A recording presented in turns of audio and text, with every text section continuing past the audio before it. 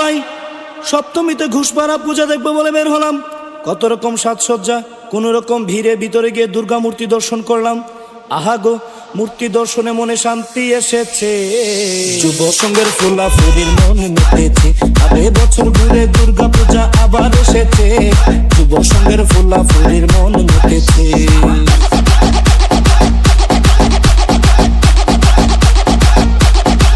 মন মেতেছে, বছর ঘুরে দুর্গা পূজা আবার এসেছে। যুব সঙ্গের ফুলাফুলির মন মেতেছে, বছর ঘুরে দুর্গা পূজা আবার এসেছে। যুব সঙ্গের ফুলাফুলির মন মেতেছে, এ বছর ঘুরে দুর্গা পূজা আবার এসেছে।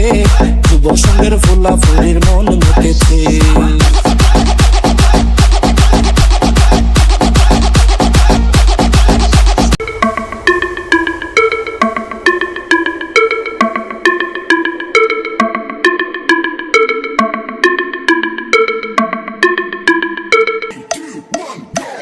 সঙ্গের ফুলা ফুলির মন মেতেছে, আবে বছর ঘুরে দুর্গা পূজা আবার এসেছে। যুব সঙ্গের ফুলা ফুলির মন মেতেছে।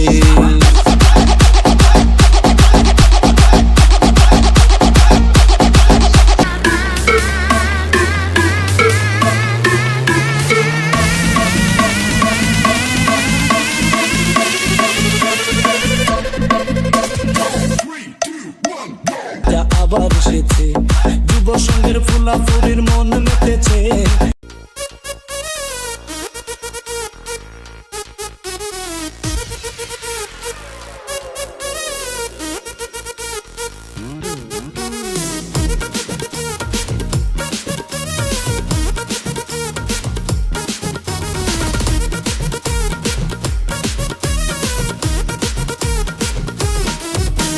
আরে টিকাটলির মোড়ে একটা অভিসার সিনেমা হল রয়েছে, হলে নাকি আর কন্ডিশন রয়েছে।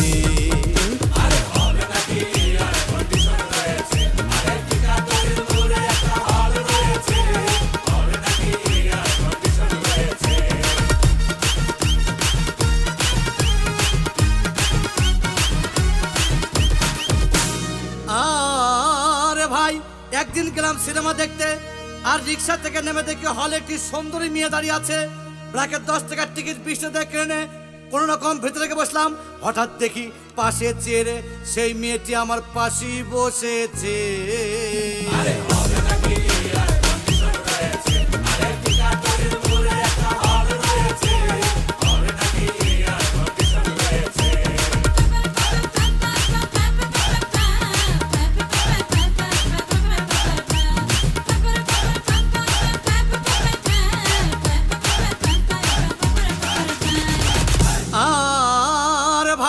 সিনেমা আরম্ভ হয়ে গেল।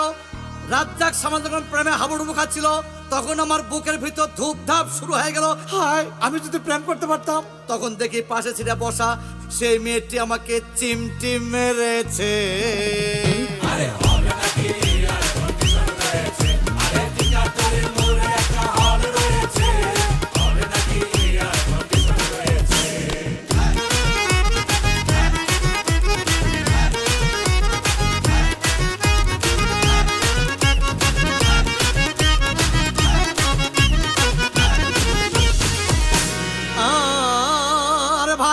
সিনেমার অ্যাকশন তখন চালো। রাজ্জাক ভিলেন যখন ধূপধাম মারপিট, আবার সাবানা এসে রাজ্জাককে বলল, আমি তোমাকে ছাড়া বাঁচবো না, তুমি আমার জান। তখন পাশে সিটে বসা সেই মেয়েটি আমাকে ধাক্কা মেরেছে।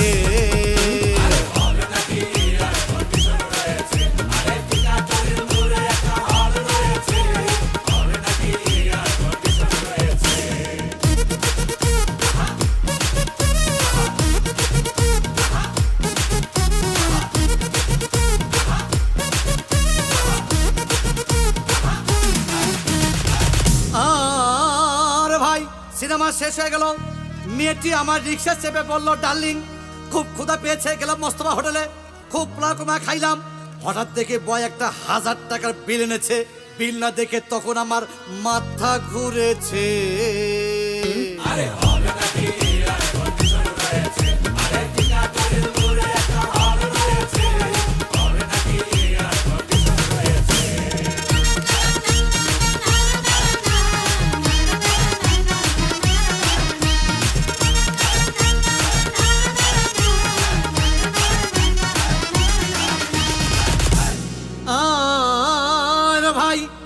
খাওয়া শেষ, মেয়েটি মিষ্টি এসে বলল, ডার্লিং আজকের মতো চলে যাই বলে চলে গেল।